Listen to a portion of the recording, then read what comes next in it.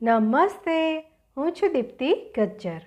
ન્યાય અને પુનઃનિર્માણના પ્રતીક મહારાણી અહલ્યાબાઈ હોલકર.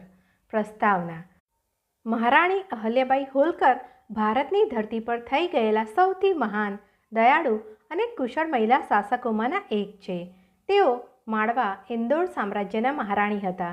તેમના શાસનકાળ દરમિયાન તેમણે ન્યાય, પ્રજા કલ્યાણ અને ધાર્મિક પુનઃઉત્થાનના એવા અદ્ભુત કાર્યો કર્યા કે પ્રજા તેમને આદરપૂર્વક માતોશ્રી, માતા અને પુણ્ય શ્લોક કહીને પૂજવા લાગી. તેઓ એક નીડર યોદ્ધા હોવાની સાથે સાથે એક આદર્શ શાસકનું સર્વોત્તમ ઉદાહરણ છે. પ્રારંભિક જીવન અને લગ્ન. અહલ્યાબાઈનો જન્મ 31 મે 1725ના રોજ મહારાષ્ટ્રના અહમદનગરના ચૌડી ગામમાં એક સાધારણ પરિવારમાં થયો હતો. તેમના પિતા મંકોજી શિંદે ગામના પાટીલ હતા અને તેમણે એ જમાનામાં પણ અહલ્યાબાઈને લખતા વાંચતા શીખવ્યું હતું. તેમના લગ્ન પાછળની વાર્તા ખૂબ રસપ્રદ છે. એકવાર હોલકર સામ્રાજ્યના સ્થાપક મલ્હારરાવ હોલકર ચૌડી ગામમાંથી પસાર થઈ રહ્યા હતા. ત્યાં તેમણે 8 વર્ષની નાની અહલ્યાબાઈને ભૂખ્યા તરસ્યા લોકોને ભોજન કરાવતા અને તેમની સેવા કરતા જોયા. અહલ્યાબાઈની આ દયાભાવના અને સંસ્કારો જોઈને મલ્હારરાવ ખૂબ પ્રભાવિત થયા અને તેમણે પોતાના પુત્ર ખાંડેરાવ સાથે અહલ્યાબાઈના લગ્ન કરાવ્યા. જીવનનો સંઘર્ષ અને સત્તાની ધુરા. અહલ્યાબાઈનું જીવન વ્યક્તિગત રીતે ભારે આઘાતો અને સંઘર્ષોથી ભરેલું રહ્યું. વર્ષ 1754માં કુંભેરના યુદ્ધ દરમિયાન તેમના પતિ ખાંડેરાવ હોલકર વીરગતિ પામ્યા. પતિના અવસાન પછી તેમના સસરા મલ્હારરાવ હોલકરે અહલ્યાબાઈને સતી થતા રોક્યા અને તેમને વહીવટ તેમજ યુદ્ધ કળાની તાલીમ આપી. 1766માં સસરા મલ્હારરાવ અને ત્યારબાદ ટૂંક સમયમાં જ તેમના પુત્ર માલેરાવનું પણ અવસાન થયું.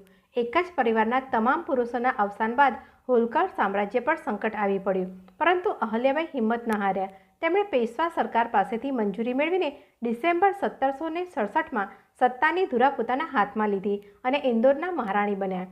કુશળ વહીવટ, ન્યાય અને સુશાસન. મહારાણી અહલ્યાબાઈએ પોતાની રાજધાની ઇન્દોરથી ખસેડીને નર્મદા નદીના કિનારે આવેલા મહેશ્વર ખાતે સ્થાપી. તેમણે લગભગ 28 વર્ષ સુધી શાસન કર્યું અને આ ગાળાને માળવાનો સુવર્ણકાળ ગણવામાં આવે છે. અદ્ભુત ન્યાય પ્રણાલી. તેઓ રોજ જનતાની ફરિયાદો સાંભળવા માટે દરબાર ભરતા હતા. ન્યાય આપતી વખતે તેઓ પોતાના પરિવાર અને સામાન્ય પ્રજા વચ્ચે કોઈ ભેદભાવ રાખતા નહોતા. સ્ત્રી સશક્તિકરણ અને વેપાર. તેમણે મહિલાઓને સંપત્તિનો અધિકાર આપ્યો અને વિધવાઓને દત્તક લેવાની મંજૂરી આપી. તેમણે મહેશ્વરી સાડીના ઉદ્યોગને પ્રોત્સાહન આપ્યું, જે આજે પણ વિશ્વભરમાં પ્રખ્યાત છે. વીર યોદ્ધા. જ્યારે પણ પડોશી રાજ્યો કે લૂંટારુઓએ આક્રમણ કરવાનો પ્રયત્ન કર્યો ત્યારે અહલ્યાબાઈ પોતે હાથી પર સવાર થઈને ધનુષ બાણ લઈને સેનાનું નેતૃત્વ કરવા નીકળી પડતા. સાંસ્કૃતિક પુનઃનિર્માણ અને ધાર્મિક કાર્યો. મહારાણી અહલ્યાબાઈ એક પરમ શિવભક્ત હતા. તેમણે પોતાના રાજ્યની સરહદોની બહાર જઈને સમગ્ર ભારતમાં અસંખ્ય મંદિરો, ઘાટો, કુવાઓ, ધર્મશાળાઓ અને અન્ય ક્ષેત્રોનું નિર્માણ કરાવ્યું. વિદેશી આક્રમણકારો દ્વારા તોડી પાડવામાં આવેલા ભારતના પ્રખ્યાત તીર્થસ્થાનોનો તેમણે જીર્ણોદ્ધાર, પુનઃનિર્માણ કરાવ્યો. વારાણસી, કાશીનું સુપ્રસિદ્ધ કાશી વિશ્વનાથ મંદિર, ગયાનું વિષ્ણુપદ મંદિર અને સોમનાથ, અયોધ્યા, મથુરા, જગન્નાથપુરી જેવા પવિત્ર સ્થળોએ ઘાટ અને ધર્મશાળાઓ. ઉપસંહાર. 13 ઓગસ્ટ 1995ના રોજ 70 વર્ષની ઉંમરે આ મહાન રાજમાતાનું અવસાન થયું. મહારાણી અહલ્યાબાઈ હોલકરનું જીવન આપણને શીખવે છે કે સાચો શાસક એ જ છે જે સત્તાનો ઉપયોગ ભોગ વિલાસ માટે નહીં પણ પ્રજાની સેવા અને સંસ્કૃતિના રક્ષણ માટે કરે.